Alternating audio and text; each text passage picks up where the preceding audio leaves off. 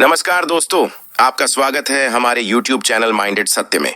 दोस्तों, अयोध्या नगरी में हुआ सबसे बड़ा चमत्कार।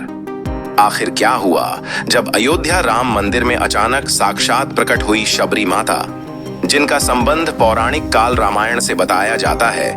माता शबरी को रामायण के पात्रों में विशेष स्थान दिया गया है। शबरी माता ने अपना संपूर्ण जीवन श्री राम की भक्ति में बिताया।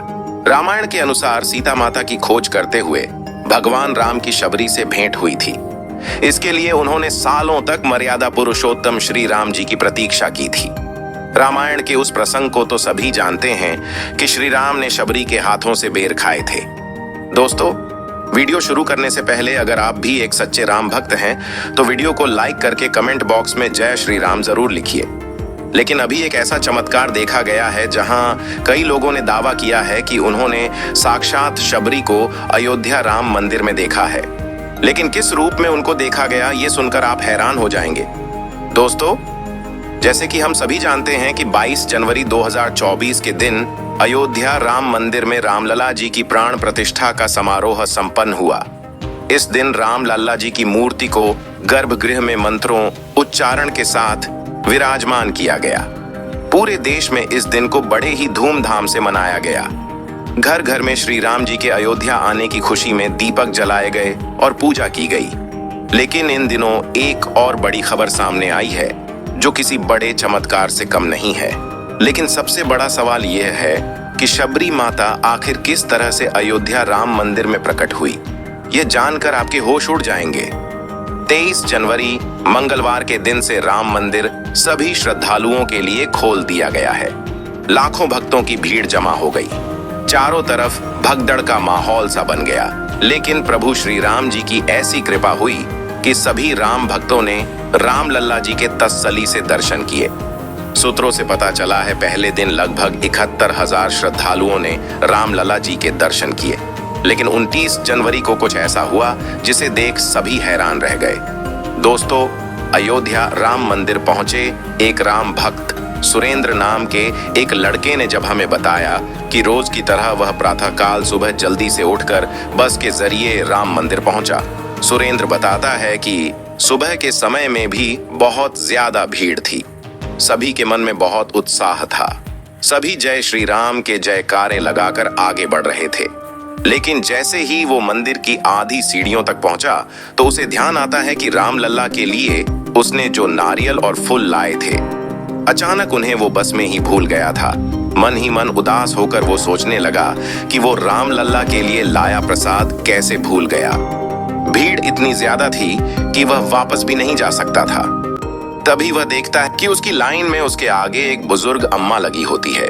वह सोचता है कि मैं अम्मा से थोड़े से फूल मांग लेता हूँ। जब वह अम्मा को अमा अमा करके बुलाता है, जैसे ही अम्मा पीछे मुड़कर उसकी तरफ देखकर बोलती है, बोलो बेटा क्या हुआ, तो सुरेंद्र उन्हें देखकर हक्का बक्का सा रह जाता है।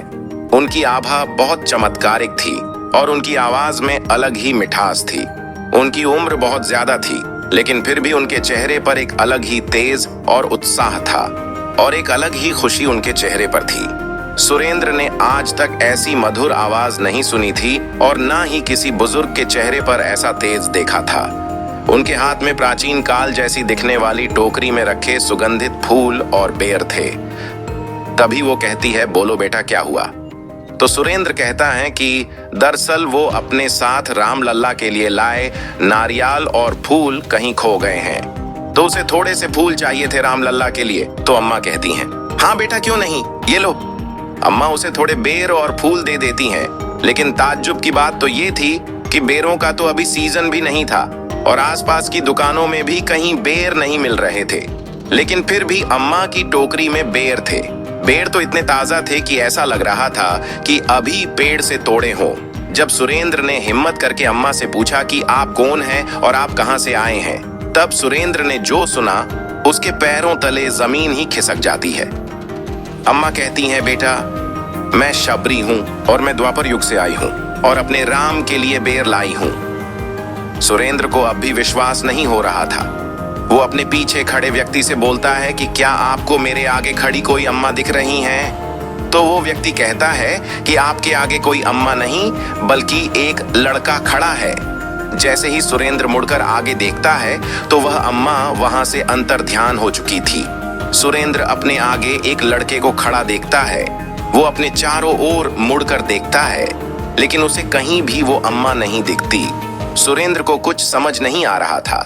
ऐसा कैसे हो सकता है कि उसने अभी तक जिनसे फूल और बेर लिए बातें की, अचानक से वह कहां अदृश्य हो गई। क्या वह सच में माता शबरी थी? उस दिन रामलला जी के दर्शन करने में सभी 3 से 4 घंटे लग गए, पर सबने रामलला जी के अच्छी तरह से दर्शन किए। रामलला जी के दर्शन करने के बाद सुरेंद्र ने उन अम्मा को मंदिर के आजू बाजू में बहुत ढूंढा, पर वह उसको कहीं नहीं मिली। उसने सभी लोगों को ये बात बताई।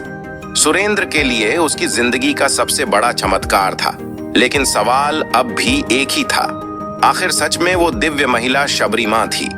दोस्तों, इन सब का संबंध पौराणिक काल से हो सकता है, और अगर रामायण काल की बात करें तो एक दिन जब शबरी के गुरु आर्षि मातंग को लगा कि उनका अंत समय निकट है, तो उन्होंने शबरी से कहा कि वे अपने आश्रम में ही प्रभु श्री राम की प्रतीक्षा करें। वे एक दिन अवश्य ही उनसे मिलने आएंगे और उसके बाद ही तुम्हें मोक्ष प्राप्त होगा। शबरी प्रतिदिन अपनी कुटिया के रास्ते में आने वाले पत्थरों और कांटों को हटाने लगीं, ताकि श्री राम के आगमन के लिए मार्ग सुलभ हो जाए। रोज ताजे फल और बेर तोड़कर श्री राम के लिए रखती। माता सीता की खोज में जब श्री राम शबरी की कुटिया पहुंचे तो वह भाव विभोर हो गईं और उनकी आंखों से आंसू बहने लगे। कहते हैं कि शबरी ने श्री राम को स्वयं छक कर सिर्फ मीठे बेर खिलाए, जिसे भगवान राम ने भी भक्ति के वश होकर प्रेम से खाए। शबरी की भक्ति देखकर श्री राम ने उन्हें मोक्ष प्रदान किया।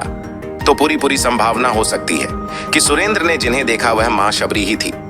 दोस्तों, अयोध्या नगरी में इससे पहले भी कई बहुत सारे चमत्कार हो चुके हैं और हाल ही में ये चमत्कार हुआ है, लेकिन हाल ही में हुई घटना किसी बड़े चमत्कार से कम नहीं।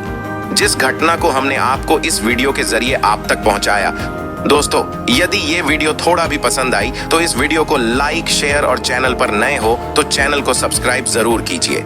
तो चलिए दोस्तों, मिलते हैं फिर एक नई वीडियो के साथ। तब तक के लिए जय श्री राम।